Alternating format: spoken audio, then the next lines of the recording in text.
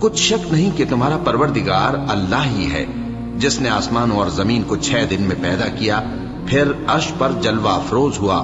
وہی رات کو دن کا لباس پہناتا ہے کہ وہ اس کے پیچھے دوڑتا چلا آتا ہے، اور اسی نے سورج اور چاند اور ستاروں کو پیدا کیا، سب اس کے حکم کے مطابق کام میں لگے ہوئے ہیں۔ دیکھو سب مخلوق بھی اسی کی ہے اور حکم بھی اسی کا ہے۔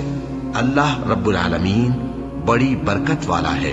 لوگوں اپنے پروردگار سے عاجزی سے اور چپ کے دعائیں مانگا کرو، وہ حد سے بڑھنے والوں کو دوست نہیں رکھتا، اور ملک میں اصلاح کے بعد خرابی نہ کرنا، اور اللہ سے خوف رکھتے ہوئے اور امید رکھ کر دعائیں مانگتے رہنا۔